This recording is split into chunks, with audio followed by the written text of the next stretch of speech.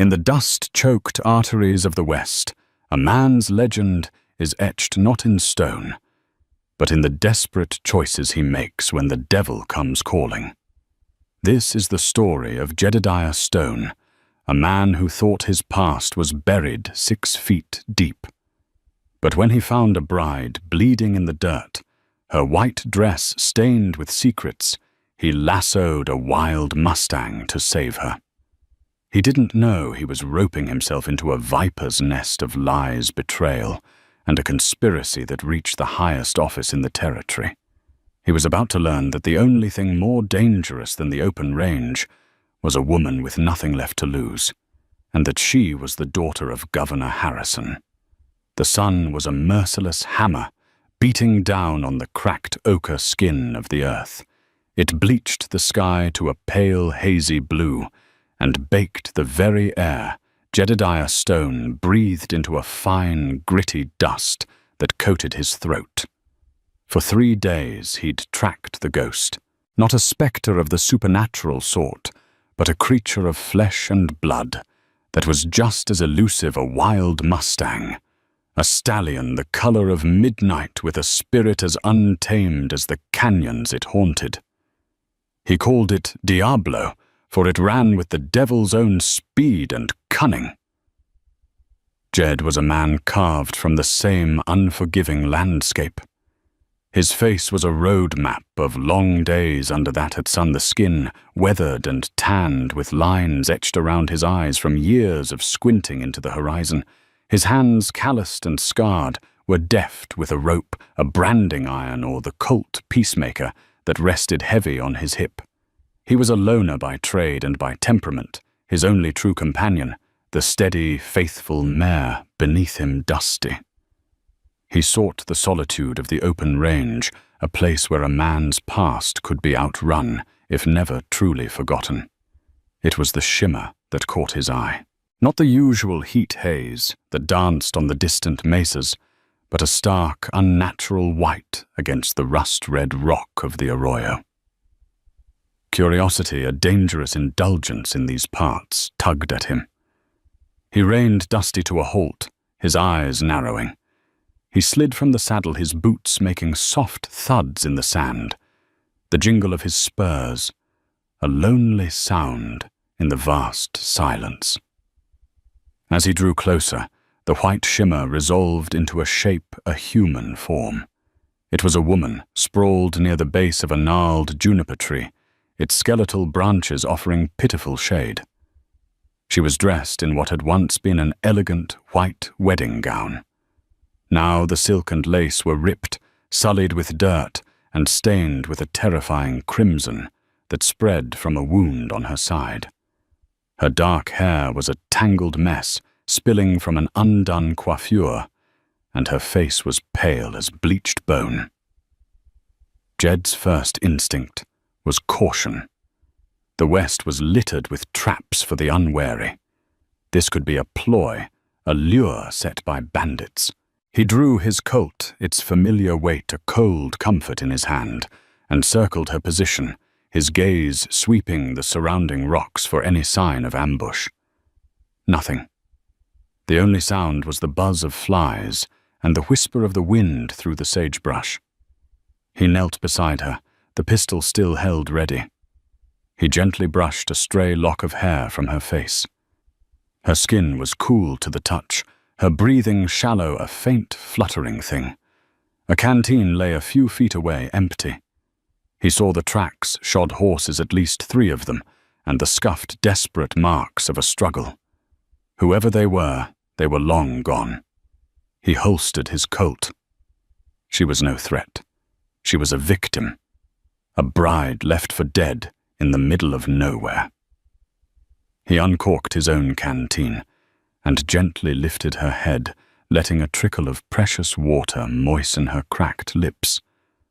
Her eyelids fluttered open.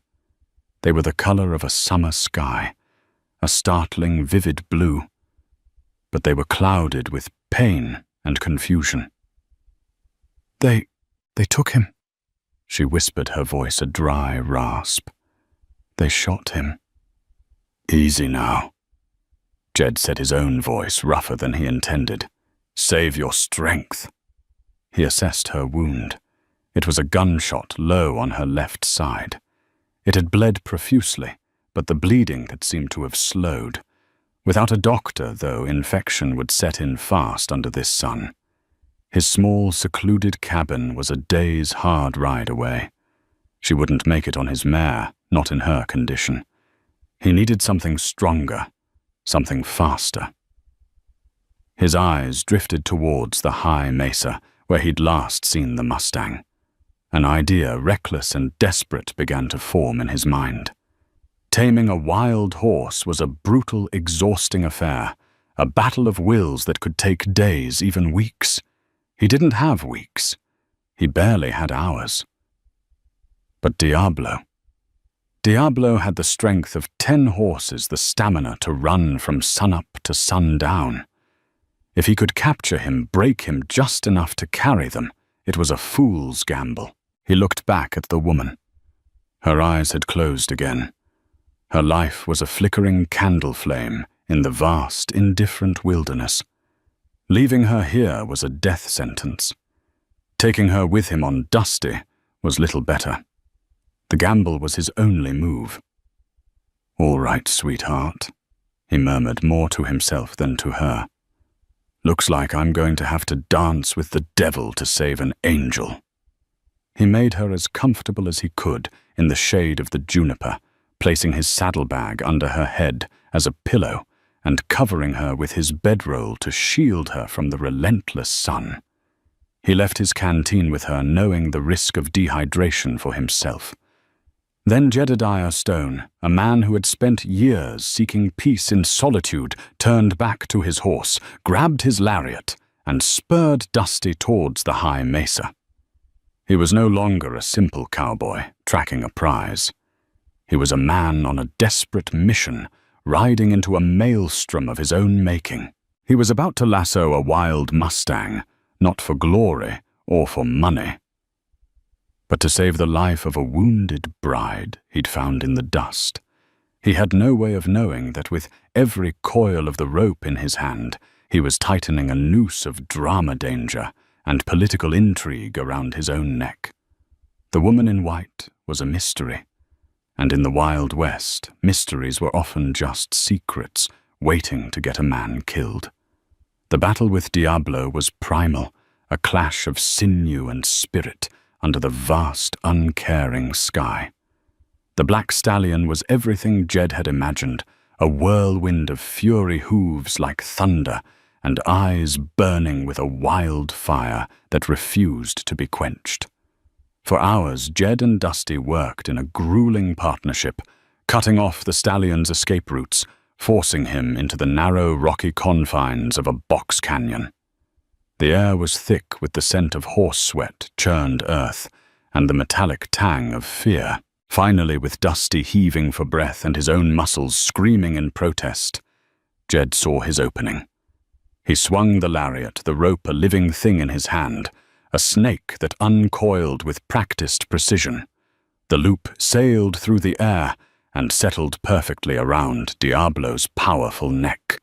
The stallion reared, screaming a challenge that echoed off the canyon walls, and the fight truly began. It was a brutal ballet of leverage and endurance. Jed, using every ounce of his strength and knowledge, played the rope, letting the stallion exhaust its initial panic, slowly, painfully drawing him closer. By the time the sun began its slow descent, painting the sky in shades of blood orange and bruised purple, a fragile truce had been won.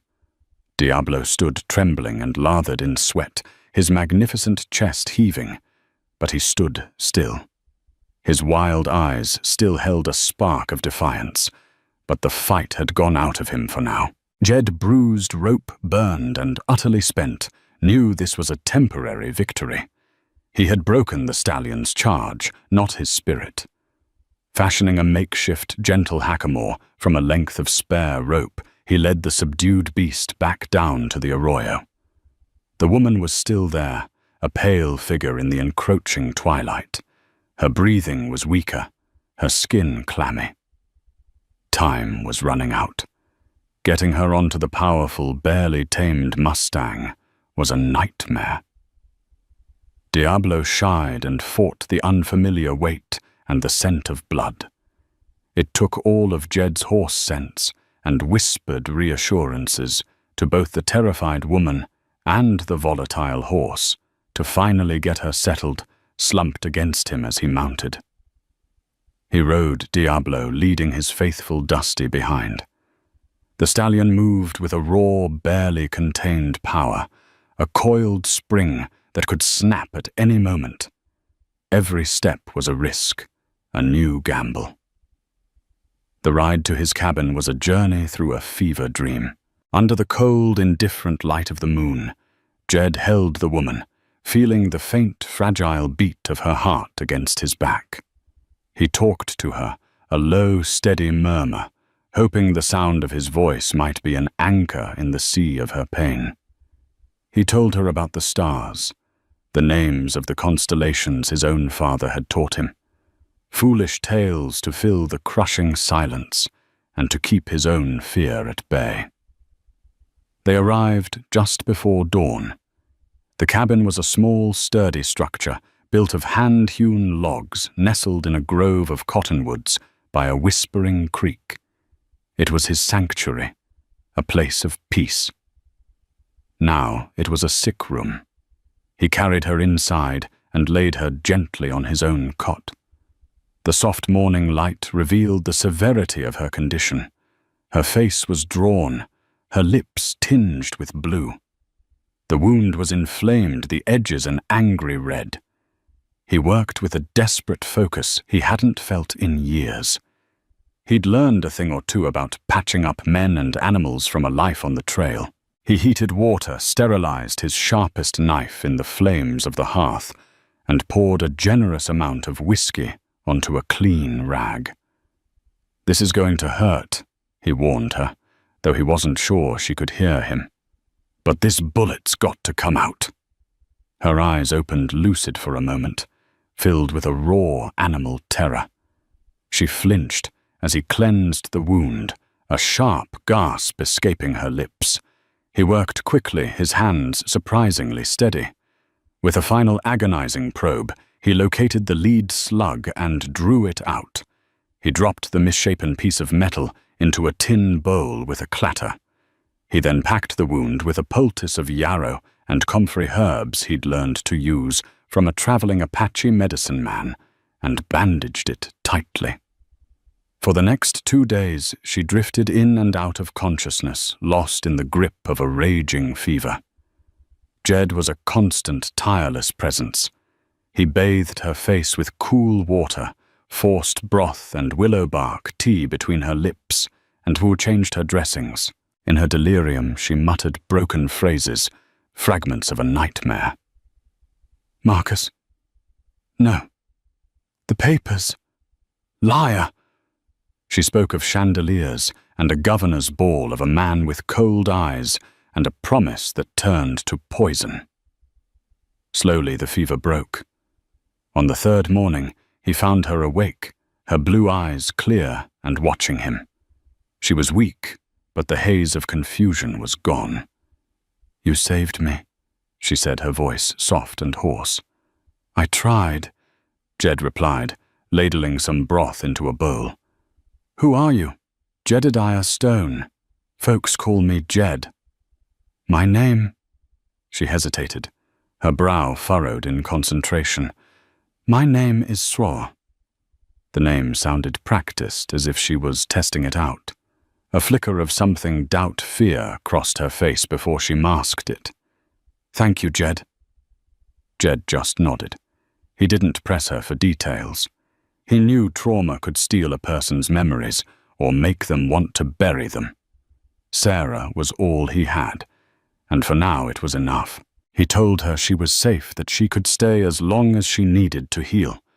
A fragile trust began to form between them, born of shared vulnerability and quiet necessity. She was a woman of refinement. That much was clear from her speech and the way she held herself even when weak. It was a stark contrast to his own rough-hewn existence, but their quiet convalescence was not to last. A week later, a rider approached the cabin. It was Sheriff Brody, the lawman from the nearby town of Redemption. Brody was a man whose ambition was as wide as his gut, with a politician's smile that never quite reached his cold, calculating eyes. He'd heard tell from a prospector of a lone rider taming a wild stallion and heading north. Curiosity, or perhaps suspicion, had brought him out. Stone. Brody said, his eyes flicking from Jed to the powerful black Mustang, now corralled near the cabin. Heard you caught yourself a real prize. His gaze then shifted to the cabin door, where Sarah stood pale and watchful. His eyes lingered on her, a flicker of professional interest, mixing with a more personal, predatory appraisal. Who's your guest?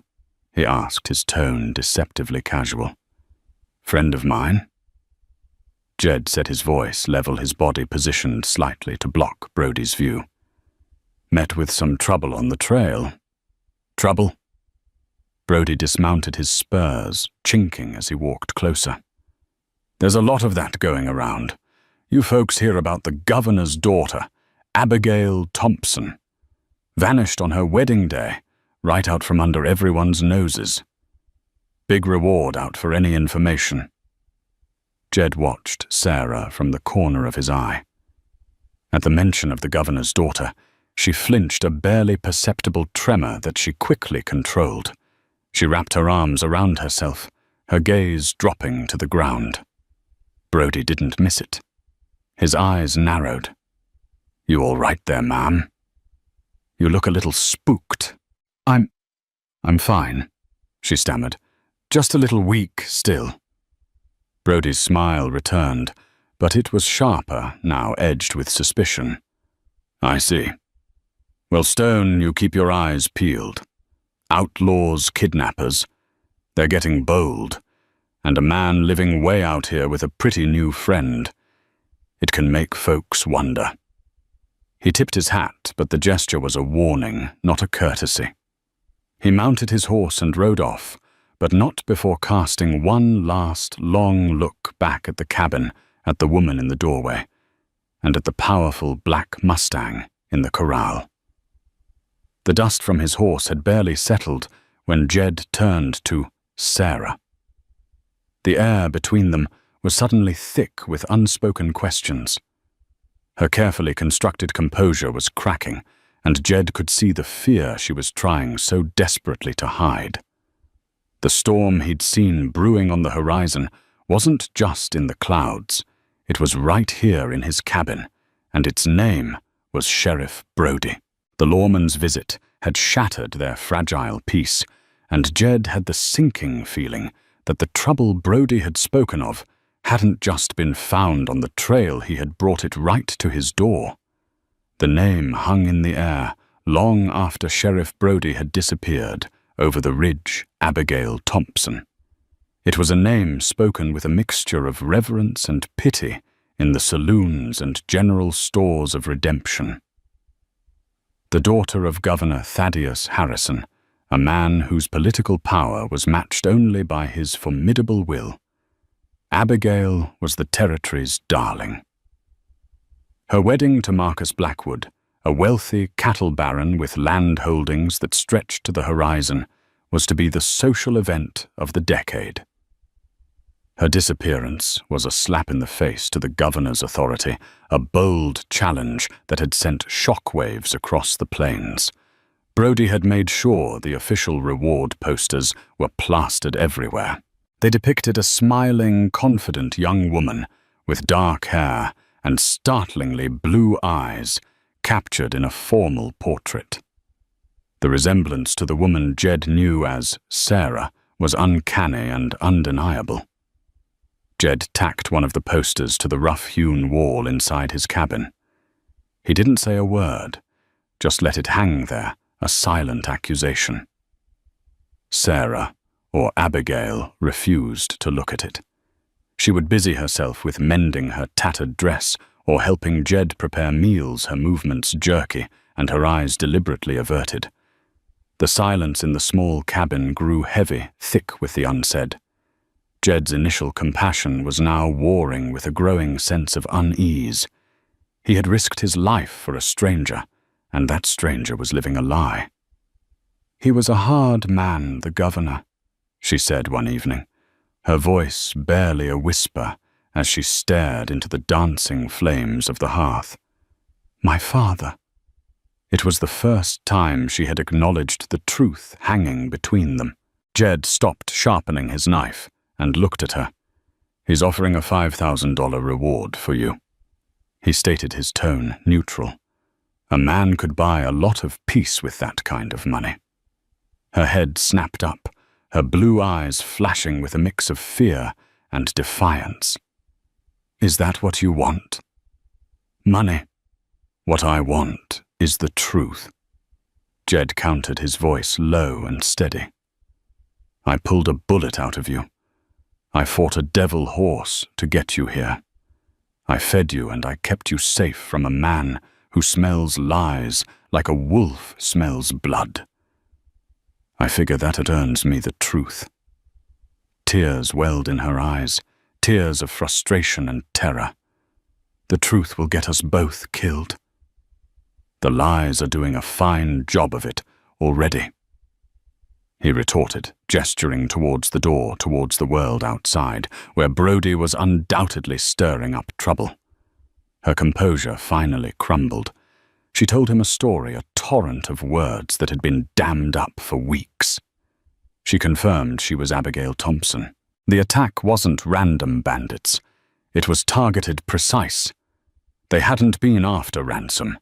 They had been trying to kill her. The man she'd whispered about in her fever, Marcus Blackwood, her fiancé, was the one she suspected. "Marcus is ambitious," she explained, her voice trembling. "He is charming, handsome, wealthy. But underneath it all, he's cold, ruthless. My father approved of the match, saw it as a powerful alliance. But I discovered something. A set of ledger's maps. He was systematically driving homesteaders and small ranchers off their land using forged documents and intimidation, then buying the properties for pennies on the dollar. Land that was supposed to be protected under the new Homestead Act." "Your father's act," Jed finished for her. She nodded. "The crown jewel of his political career. If it came out that his own future son-in-law was making a mockery of it, the scandal would destroy him. Marcus couldn't risk that. He wanted my dowry, which was tied to the marriage, and he wanted my silence. So the wedding was a trap. He planned the ambush on the road from the church to the reception." She continued, her voice gaining a desperate strength. "He hired men. They were supposed to make it look like a kidnapping gone wrong. They shot my escort, my childhood friend, Thomas. They shot me. But I fell rolled down an embankment into a ravine. They must have thought I was dead or dying. I just ran until I couldn't run anymore. That's where you found me." Jed listened, his expression grim. It was a story woven with greed and betrayal, at the highest levels a world away from his own simple code of survival. It explained her amnesia, a self-preservation tactic of a mind too traumatized to face the truth. And it explained her fear. It wasn't just outlaws she was hiding from. It was from a powerful man who had already tried to murder her once and would surely try again. Meanwhile, Sheriff Brody wasn't idle. Fueled by the prospect of the governor's reward and the political favor that would come with it, he made redemption his personal fiefdom of suspicion. He used the kidnapping as a pretext to assert his authority, questioning travelers, shaking down prospectors, and casting a pall of fear over the town. His focus, however, remained laser-sharp on the mysterious man in the hills and his even more mysterious female companion. Brody rode out to the Blackwood Ranch, a sprawling, impressive estate that stood as a monument to Marcus's wealth. Marcus Blackwood played the part of the grieving fiancé to perfection. He was dressed in black, his handsome face a mask of sorrow. He offered Brody his full cooperation, his voice laced with anguish for his beloved Abigail. "Sheriff, anything you need," Marcus said, pouring them both a glass of expensive brandy. "My men are at your disposal. We must find the savages who did this." But Brody, for all his flaws, was a keen observer of men. He saw the flicker of something cold in Blackwood's eyes, the way his grief seemed too polished, too performed. He noted the way Blackwood's foreman, a hard-faced man named Cletus, watched him with open hostility. Brody didn't trust Blackwood, but he saw an opportunity. Blackwood was powerful. Aligning with him, or at least appearing to, could be profitable. "I have a lead, Mr. Blackwood," Brody said, swirling the brandy in his glass. "A loner, a drifter named Stone. He's holed up in the hills, and he's got a woman with him. A woman who appeared out of nowhere right around the time your Abigail went missing." Marcus's mask slipped for a fraction of a second. A dangerous light entered his eyes before being quickly extinguished. "A woman. Have you seen her?" "Not up close," Brody admitted. "Stone's protective. But from a distance, she fits the description. Dark hair, slender. If it is her, she might be hurt, confused. She might not even know who she is." "Then you must bring her in, Sheriff," Marcus urged, his voice tight. "By any means necessary. For her own safety, of course. We must protect her from this Stone." The words were a clear, unspoken order.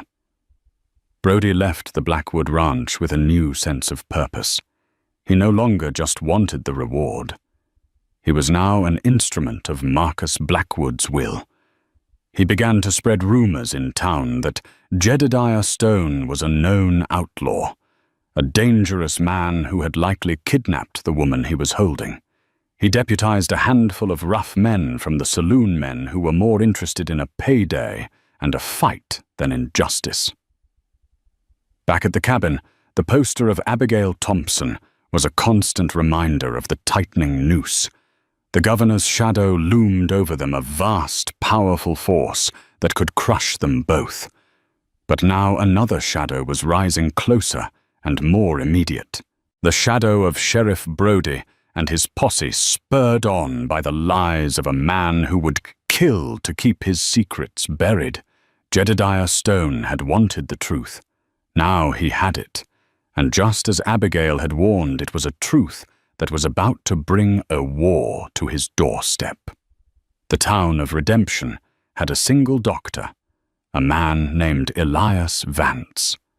He was a portly, balding man, with spectacles perched on his nose and a perpetually calm demeanor that had soothed fevers and set bones for 2 decades. When Jed realized Abigail's wound was not healing as it should, showing signs of a persistent, deep-seated infection, he knew he couldn't manage it alone. The poultices and trail remedies were not enough.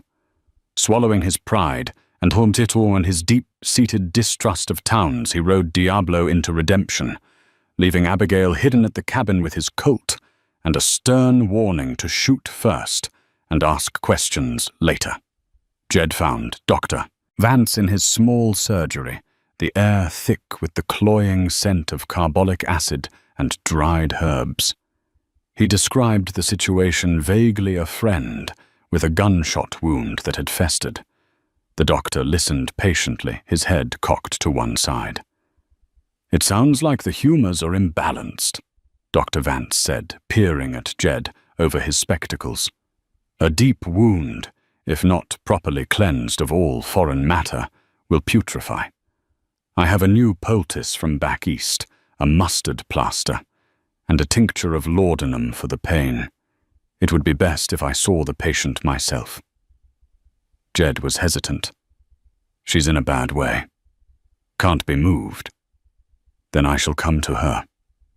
The doctor declared a statement of such simple professional duty that it disarmed Jed's suspicion. "It is my calling, Mr. Stone. A life is at stake." And so Jed led the serpent back to his sanctuary. Dr. Vance arrived in his buggy, his black bag filled with vials and instruments. He tut-tutted over Abigail's condition, his touch gentle and his voice a constant calming murmur. He cleaned the wound with a professional's care, applied a fresh dressing and the promised mustard plaster, and left her with a dose of laudanum that eased the lines of pain from her face and sent her into a peaceful sleep. "She is strong," Dr. Vance pronounced, accepting a cup of coffee from Jed. "But the next few days are critical. She must rest. I'll leave you a supply of the laudanum and these plasters. I'll return in 2 days to check on her progress." Jed felt a wave of relief. He had done the right thing. The doctor's presence felt like a small bastion of civilization in the wilderness of their troubles. He had even paid the man handsomely from his own small stash of cash. What Jed didn't see was the look in Dr. Vance's eyes as he rode away from the cabin. It was not the look of a healer. It was the sharp, assessing gaze of a merchant taking stock. The moment he was out of sight of the cabin, the doctor urged his horse not towards redemption, but towards a series of winding, desolate canyons to the south. His destination was a hidden encampment, a collection of lean-tos and smoking campfires tucked into a cleft in the rocks known as Black Creek Hollow. This was the den of the Black Creek Raiders, a ruthless gang of cutthroats led by a man as vicious as his name was feared Bartholomew Black Bart Kane. Kane was a mountain of a man with a wild black beard and eyes like chips of obsidian. He was not a subtle strategist like Marcus Blackwood. He was a blunt instrument of violence. It was his men Blackwood had hired for the ambush. It was his men who had failed to ensure Abigail Thompson was dead. Dr. Vance found Kane cleaning a Bowie knife with an oily rag. "She's alive," the doctor said without preamble. Kane looked up, his eyes narrowing. "Blackwood said she was dead." "Blackwood was misinformed," Vance replied smoothly. "She's holed up in a cabin in the northern hills. A lone rider named Stone has her. I've just been there, treated her wound myself." For years, Dr. Elias Vance had played a profitable double game. He was the gang's private physician, patching up their gunshot wounds and other injuries for a hefty price. But more than that, he was their eyes and ears in redemption. He heard the whispers of payroll shipments of wealthy travelers of the law's movements. His surgery was a confessional, and he sold its secrets to the highest bidder. His relationship with Kane was one of twisted symbiosis. "Stone," Kane spat the name. "I've heard of him. A ghost, keeps to himself." He ran a thumb along the edge of his knife. "And the girl, weak, but alive. And Stone has that black stallion everyone's been talking about. The devil's own horse, worth a fortune." Kane smiled a predator's grimace that showed yellowed teeth. Marcus Blackwood had paid him to kill the girl, but Blackwood thought the job was done. Now the girl was a new asset, a living, breathing daughter of the governor. A ransom of that magnitude would be legendary. It would be far more profitable than Blackwood's blood money. And as a bonus, he could settle his score with Blackwood for the bad information. "You did good, Doc," Kane said, tossing a small, heavy pouch of gold coins to Vance. "Keep an eye on them. Let me know when she's strong enough to travel." The doctor pocketed the gold, his face betraying no emotion. "A pleasure doing business with you, Bartholomew." Meanwhile, Sheriff Brody's own web was tightening. Under the guise of official investigation, He and his newly formed posse of deputies, a collection of barflies and hired guns, paid another visit to the Blackwood ranch. This time Brody's questions were sharper, more pointed. "It's a strange thing, Mr. Blackwood," Brody began, refusing the offer of a drink. "My sources tell me the men who attacked your fiancée's carriage were professionals, not common highwaymen, more like the Black Creek Raiders." Marcus Blackwood's composure remained flawless. "That is a disturbing thought, Sheriff. Kane is a plague on this territory." "He is," Brody agreed, his eyes boring into Blackwood. "And a plague needs a source. It's funny. Kane and his men haven't been seen anywhere near here for months, until the week of your wedding. It's almost as if they were invited." The air grew thick with tension. Cletus the foreman moved to stand behind Blackwood, his hand resting near the butt of his pistol. "That is a vile accusation, Sheriff," Marcus said, his voice dropping to a dangerous low. "It's a vile crime," Brody countered. He was playing a dangerous game, pushing a powerful man to see how he would react. He didn't have proof, only a lawman's gut feeling and the whispers he'd heard on the wind. He was beginning to suspect that everyone, Blackwood Kane, and maybe even the governor himself, was playing a deeper game than he'd realized. He was a pawn, and he hated it. He decided then and there to stop being a pawn and become a player. "I'm going after Stone," Brody announced, changing tactics. "I'm bringing the woman in. Once she's safe under my protection, I'm sure her memory of the event will become clearer. I'll find out exactly who was behind the attack." It was a threat, and both men knew it. Brody was declaring his intention to seize the most valuable piece on the board, Abigail. Whoever controlled her controlled the narrative. As Brody rode away, Marcus Blackwood watched him go, his handsome face contorted into a mask of pure fury. The sheriff was a complication he hadn't anticipated. The doctor was a loose end. And the girl, his Abigail, was alive. He turned to Cletus. "The good doctor has outlived his usefulness. Pay him a visit, a permanent one, and send a rider to Kane. Double his original fee if he brings me the girl and the head of Jedediah Stone. I want this cleaned up. Now." The betrayal was complete, a venomous snake coiling around all of them. Dr. Vance, believing he was a cunning player, had just signed his own death warrant. Sheriff Brody, in his bid for power, had made a powerful enemy and alerted a killer.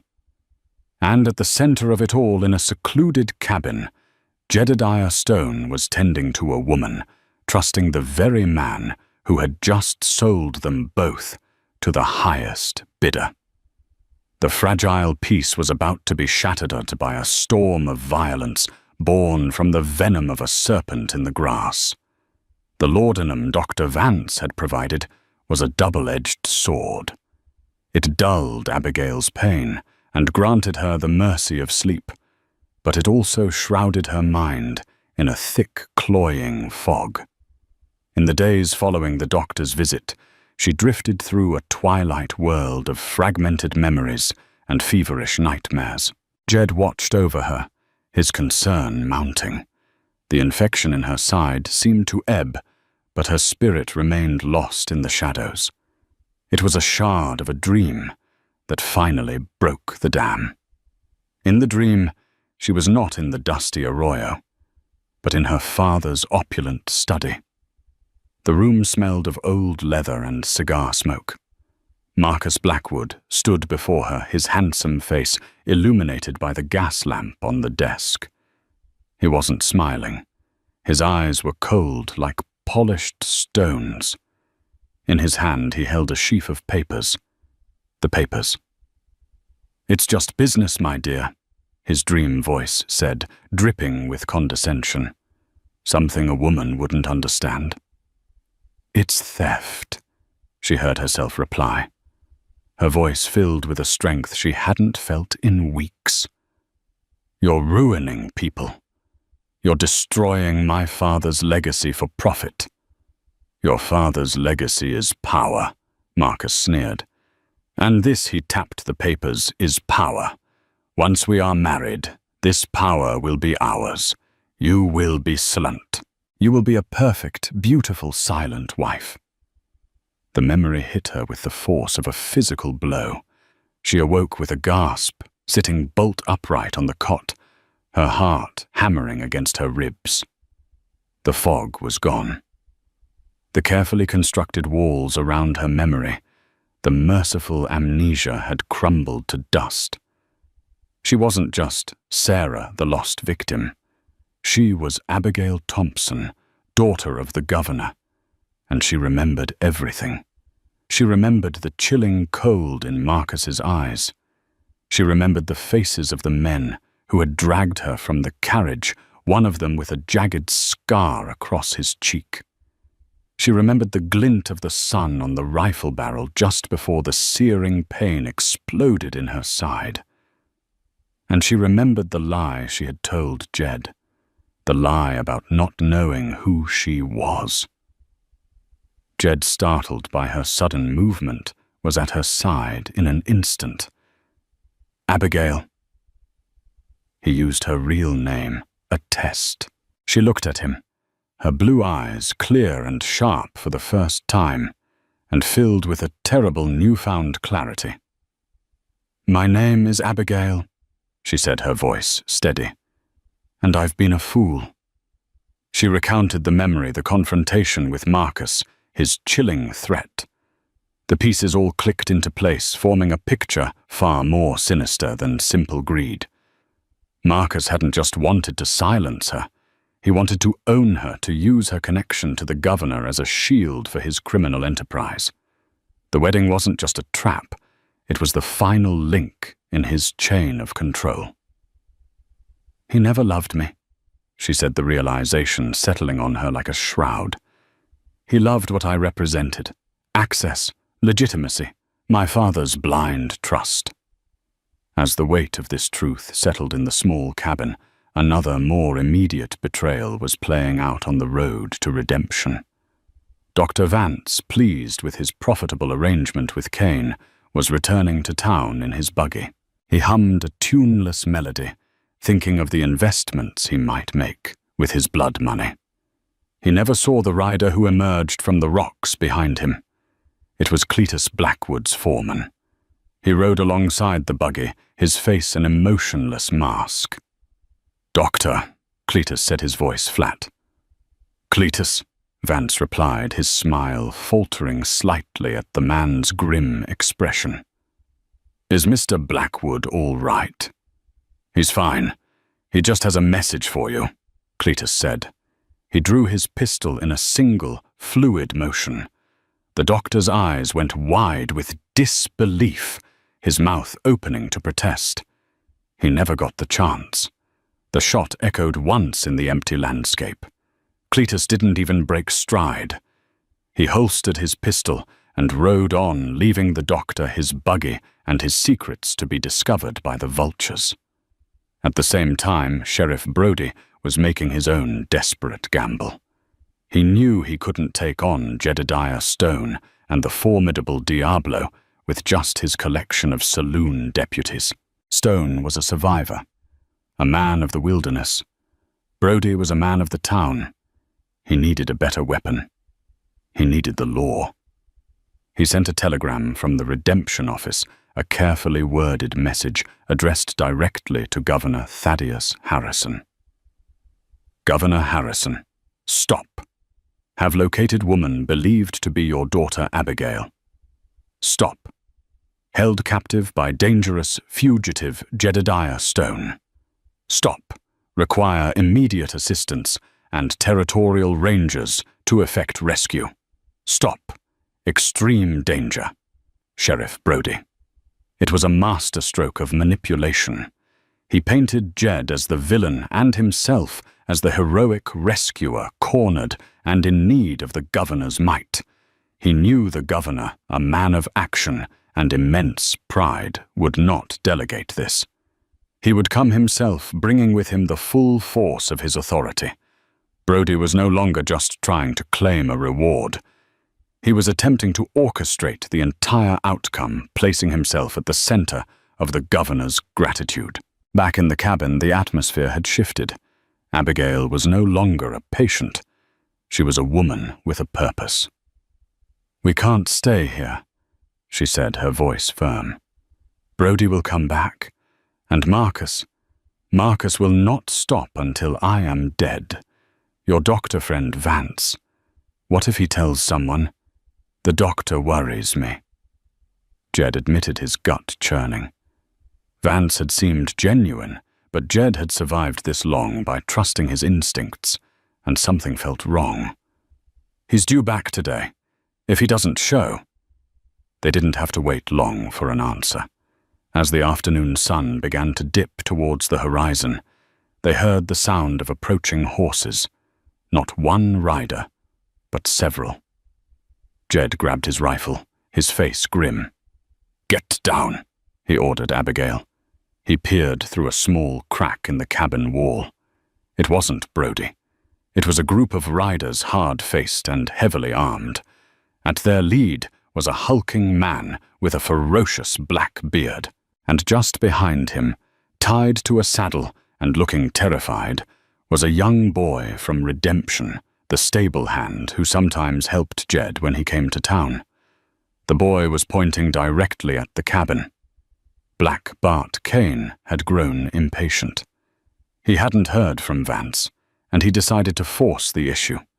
He'd ridden into Redemption, snatched the first person he could find who knew Stone's location, and brought his raiders to the door. "Jedediah Stone." Kane's voice boomed, a sound like rocks grinding together. "We know you're in there, and we know who you've got with you. Send out the governor's daughter, and we'll let you live." Jed's blood ran cold. The doctor had talked.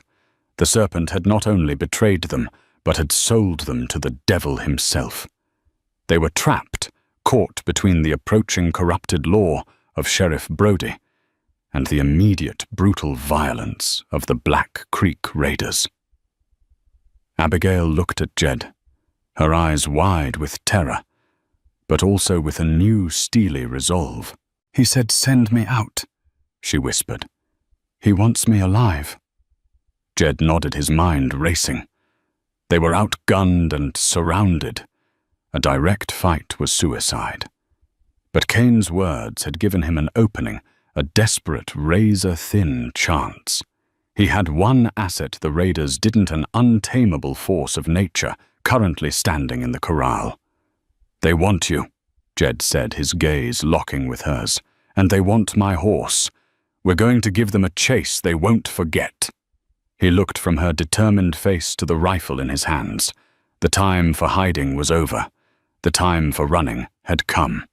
Their only hope for survival was to ride straight into the heart of the storm, to make a desperate gamble so audacious that no one would see it coming.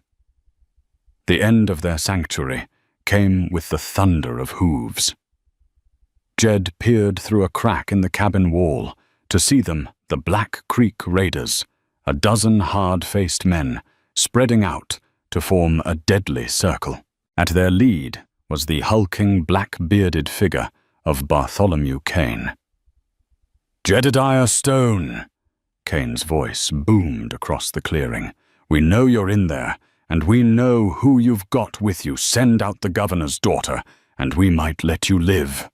They were outgunned and surrounded. A straight fight was suicide. "They want you alive," Jed said to Abigail, his mind racing. "That gives us one chance." His eyes darted to the hearth, then to the dry timber of the cabin walls. His home. The price of survival was always high. "Get ready to ride Diablo.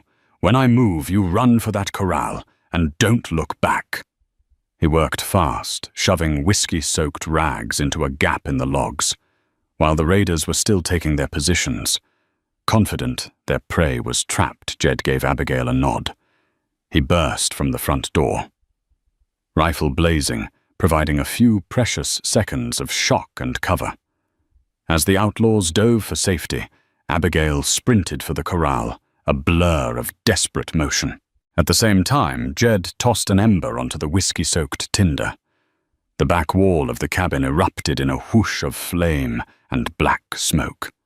The fire, the smoke, and Jed's covering fire threw the raiders into chaos.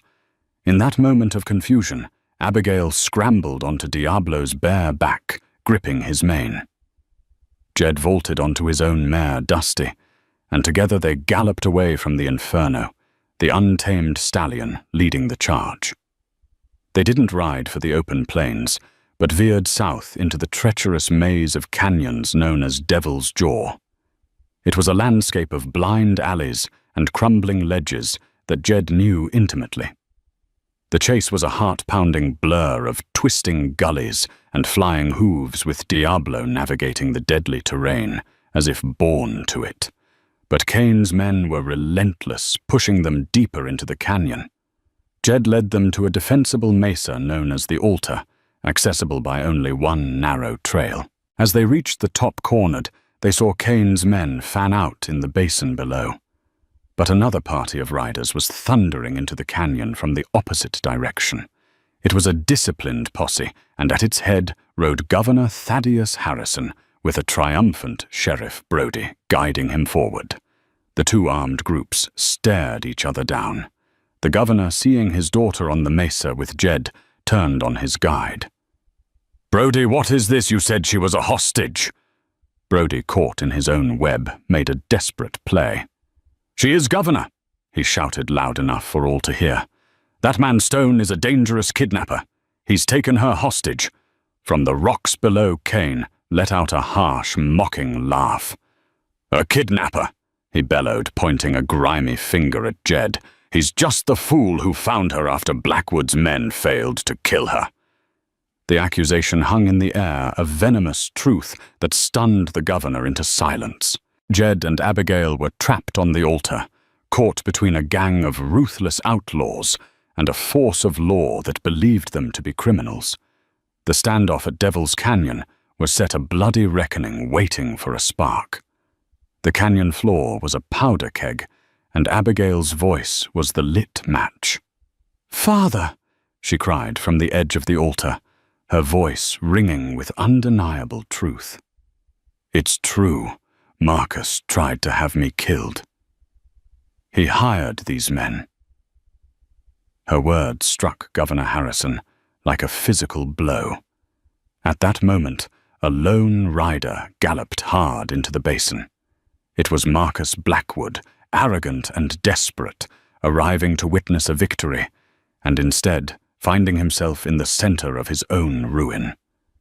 Seeing his fiancée alive and his conspiracy exposed, he made a final panicked gambit. He drew his pistol and fired not at the armed men surrounding him, but at the single voice of truth on the mesa above. Jed moved like lightning, shoving Abigail to the rocky ground as the bullet screamed past. That single treacherous shot shattered the standoff. The governor's men, enraged by the blatant attempt on Abigail's life, opened fire on Blackwood. Simultaneously, Kane's raiders, seeing their ransom prize targeted, began shooting at everyone, hoping to create enough chaos to snatch the girl. The canyon erupted. It was a maelstrom of smoke, ricocheting lead, and panicked shouts. Sheriff Brody, the snake in the grass, drew his own weapon and fired wildly his alliance to himself alone. It was a fool's gambit. He was cut down in the crossfire, a casualty of the chaos he helped create. Marcus Blackwood, the architect of the entire affair, was riddled with bullets from the governor's posse, his ambition ending in the red dust. Black Bart Kane, trying to fight his way out, took a rifle ball to the chest and fell from his horse, his reign of terror over. Amidst the bedlam, Jed pulled Abigail towards the back of the mesa. "It's over for them." "Not for us," he yelled over the din. They scrambled down a hidden trail of loose shale as the sounds of frontier justice echoed below. They reached Diablo and Dusty and spurred them away, not looking back, leaving the villains to be consumed by the violence they had wrought. Weeks later, in the quiet town of New Hope, a rider found them. He carried a letter from Governor Harrison, offering a full pardon for Jedediah Stone and a heartfelt, anguished thank you. The rider also carried a heavy satchel containing the $5,000 reward. Jed looked at the money, then pushed it back. "Tell the governor his daughter's life isn't for sale. I was just helping someone in trouble." The rider left, bewildered. Abigail stood beside Jed in the dusty street, the future an uncharted map before them. She had already written to her father, telling him she couldn't return to a world of gilded cages and political lies. "Where will you go now?" she asked Jed, her voice soft. He gazed toward the distant mountains, a purple smudge against the horizon. "Somewhere quiet. Somewhere a man can start over." Can you ever truly start over? She wondered. Jed looked at her, at the formidable strength that had replaced her fear. He had lost his solitude, but had found a rare, hard-won purpose. "No," he admitted, "but you can always ride on." He offered her the reins to her horse. A new understanding passed between them. She was no longer a bride or a governor's daughter. She was a survivor. Together, they mounted their horses and turned towards the setting sun. Two solitary figures riding into a shared, unknown future, leaving the ghosts of Devil's Canyon to be buried in the dust. And so the story of Jed and Abigail comes to a close, but their journey is far from over. They rode away, not with a fortune in gold, but with something far more valuable, a second chance forged in fire and truth. Their tale reminds us that in the heart of the walled, untamed West, heroes aren't born from power or position, but from the courage to do what's right when everything goes wrong. It's a story of how trust can be a more powerful weapon than a six-shooter, and how true justice isn't always found in a courtroom, but in the choices we make and the loyalties we keep. If their dramatic ride for survival and redemption captured your imagination, please let us know. Hit that like button, share this story with someone who loves a classic Western with a twist, and most importantly, subscribe to our channel for more tales of grit, honor, and adventure from the American frontier. Your support helps us keep these legends alive. Until next time, keep your horses fed and your powder dry.